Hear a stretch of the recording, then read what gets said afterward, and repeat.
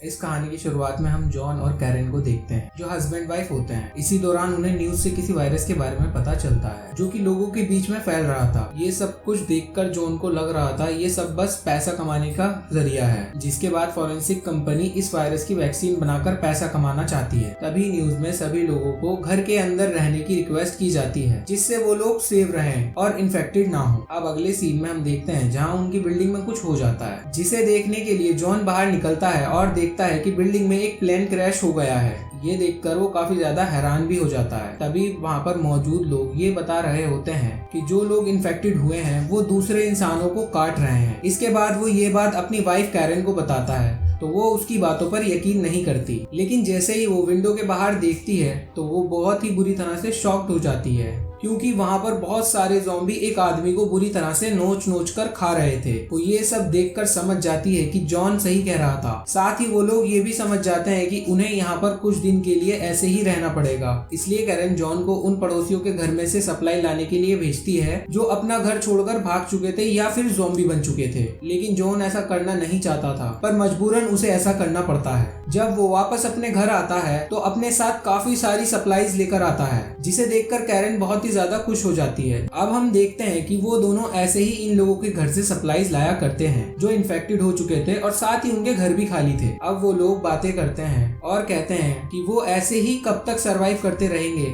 जिस पर जॉन कहता है कि जब तक मिलिट्री उनकी हेल्प के लिए नहीं आ जाती। अब सीन यहाँ से शिफ्ट होता है और हमें पता चलता है कि कैरेन प्रेग्नेंट थी लेकिन उसका मिसकैरेज हो गया है और अब वो माँ नहीं बन सकती, जिस बात से वो बहुत ही ज्यादा दुखी होती है। अब अगले दिन कैरेन जब दरवाजे पर पहुंचती है तो उसे बाहर किसी के होने का एहसास होता है, इसलिए वो जॉन को बुलाती है और वो दोनों चेक करते हैं तो देखते हैं वहाँ कोई और नहीं बल्कि ज़ॉम्बी होते हैं जो कि दरवाजा खोलते ही उन पर अटैक करने की कोशिश करते हैं। लेकिन सही वक्त पर वो दोनों दरवाजा बंद कर लेते हैं और बच जाते हैं। वो इस चीज से काफी ज्यादा घबरा जाते हैं। यहाँ पर हम देखते हैं कि कैरेन ने अपने पास बहुत सारी ड्रग के साथ साथ एक गन भी रखी हुई थी, जिसे देखकर जॉन बहुत ज्यादा हैरान हो जाता है क्योंकि उसे उसके बारे में नहीं पता था। अब अगले दिन फिर से कोई उनके दरवाजे पर नॉक करता है तो वो काफी ज्यादा डर जाते हैं क्योंकि उन्हें लगता है कि शायद फिर से ज़ॉम्बी वहाँ पर आ गए हैं। लेकिन जब वो गेट खोलते हैं तो वहाँ पर कोई और नहीं बल्कि लियो और उसकी वाइफ एमिली होती है जो कि उनके पड़ोसी हैं। वो जॉन और कैरेन से अंदर आने के लिए पूछते हैं, जहाँ कैरेन उन्हें अंदर बुलाती है पर लियो उन्हें बताता है कि क्रैश के बाद वो दोनों लॉन्ड्री रूम में फंस गए थे। वहाँ पर वो पिछले 2 दिन से कैद थे, लेकिन अब उनके अपार्टमेंट में भी ज़ॉम्बी घुस गए हैं, इसलिए वो लोग वहाँ पर नहीं जा सकते। जिसके बाद लियो और एमिली कैरेन से खाना मांगते हैं। यहाँ पर ये लगता है कि कैरेन इस चीज के लिए मना कर देगी, लेकिन जब वो किचन में जाती है तो वो जॉन से इस बारे में पूछती है कि हमारे पास पहले से ही खाना कम है और हम इन लोगों को दे देंगे तो खाना बहुत जल्दी ही खत्म हो जाएगा। लेकिन वो लोग सोचते हैं कि वो उन्हें अभी का खाना देकर उसके बारे में बाद में सोचेंगे। अब कैरेन जब उन्हें खाना खिलाने के बाद आगे का प्लान पूछती है तो वो लोग कहते हैं कि अगर तुम हमें यहाँ से जाने के लिए कहोगे तो हम लोग यहाँ से चले जाएंगे। ये सुनकर मजबूरन कैरेन को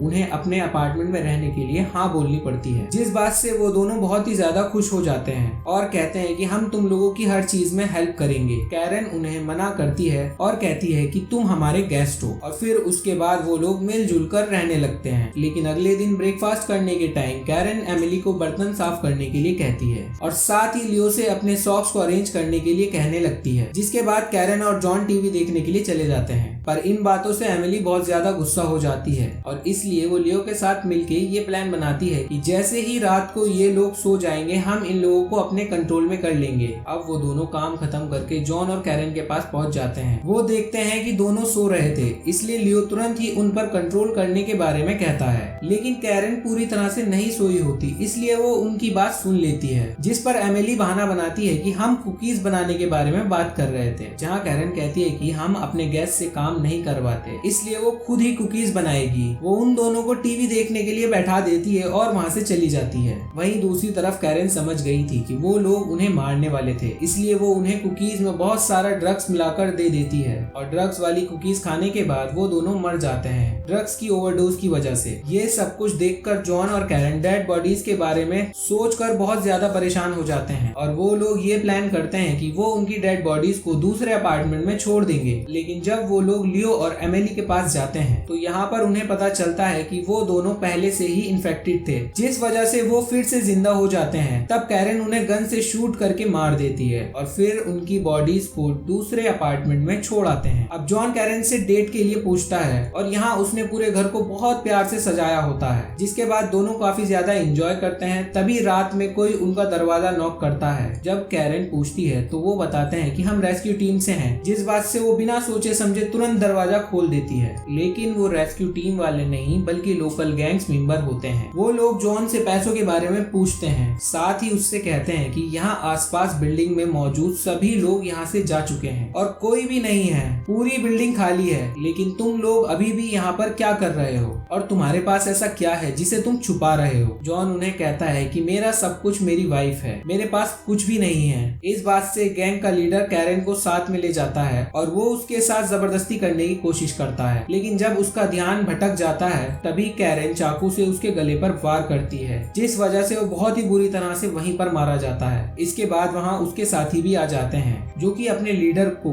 ऐसी हालत में देखकर काफी ज्यादा हैरान हो जाते हैं। वो कुछ समझ पाते इससे पहले वहाँ पर जॉन आ जाता है। वो गन से शूट करके वहीं सबको मार देता है। इसके बाद जॉन और कैरन उस पूरे गैंग मेंबर्स की बॉडीज को ठिकाने लगा देते हैं। इसी दौरान उन्हें ये एहसास होता है कि वो दोनों ही यहाँ पर जिंदा बचे हैं, क्योंकि बाकी सब लोग तो यहाँ से जा चुके हैं या फिर वो इन्फेक्टेड होकर मर गए हैं। लेकिन तभी उन्हें रेस्क्यू टीम की आवाज सुनाई देती है, तो इसलिए वो लोग विंडो से बाहर झांक कर देखते हैं। साथ ही उन्हें बुलाने की कोशिश भी करते हैं और वो उन्हें बताते हैं कि वो लोग बिल्डिंग में फंसे हुए हैं, लेकिन रेस्क्यू टीम उन्हें नहीं देख पाती और वहाँ से चली जाती। इसलिए वो उन्हें बुलाने के लिए बिल्डिंग के बाहर जाने का फैसला करते हैं। पर दरवाजा खोलते ही वो दोनों देखते हैं कि अपार्टमेंट के चारों तरफ ज़ॉम्बीज ही ज़ॉम्बीज हैं। इसलिए उनका बाहर जाना इम्पॉसिबल है, क्योंकि उनका खाना भी अब खत्म होने वाला था। इसलिए वो दोनों बहुत ही ज्यादा परेशान हो जाते हैं। अब जैसे तैसे वो हिम्मत करके आगे बढ़ जाते हैं और ज़ॉम्बीज का सामना करते हुए वहाँ से निकल रहे होते हैं। लेकिन कुछ देर बाद उन्हें वापस अपार्टमेंट में ही आना पड़ता है, क्योंकि बाहर के हालात काफी ज्यादा खराब थे। बहुत सारे ज़ॉम्बीज वहाँ घूम रहे थे कि जब जॉन और कैरन ज़ॉम्बी का सामना कर रहे थे तो ज़ॉम्बीज अटैक के कारण कैरन जख्मी हो गई थी। तब जॉन उसे समझाता है कि सब कुछ ठीक हो जाएगा, क्योंकि हो सकता है कि मिलिट्री के पास वैक्सीन हो, बस तुम्हें उनके आने तक जिंदा रहना है और खुद को संभालना है। अब यहाँ कैरन सोने की कोशिश कर रही होती है, तभी उसे बहुत अजीब से विजन्स आ रहे होते हैं, जिस बात से वो बहुत ज्यादा परेशान हो जाती है और दरवाजे की तरफ बढ़ने लगती है। तभी जॉन जाग जाता है। अब जॉन उसे इस बारे में पूछता है। इस पर कैरन उसे अपने नाइटमेयर्स के बारे में बताती है और साथ ही ये भी कहती है कि मेरे अंदर कुछ बहुत ही खतरनाक पनप रहा है, जिससे कि मेरी भूख बढ़ती जा रही है और इस चीज को मैं कंट्रोल नहीं कर पा रही हूँ। ये सुनने के बाद जॉन अपना हाथ काट कर अपने ब्लड को उसे पीने के लिए कहता है, जहाँ पहले तो कैरन उसे पीने से मना करती है, लेकिन जब वो उसे पीती है तो उसे पता चलता है कि उस ब्लड से उसकी भूख नहीं मिटेगी। वो जॉन को ऐसा करने के लिए मना करती है, तो वो उसे समझाता है कि ये बस कुछ दिनों की बात है, क्योंकि आर्मी के आने के बाद वैक्सीन से तुम पूरी तरह ठीक हो जाओगी। लेकिन इस सब के बावजूद भी कैरन इस चीज के लिए मना करने लगती है, तो वो उस पर गुस्सा होकर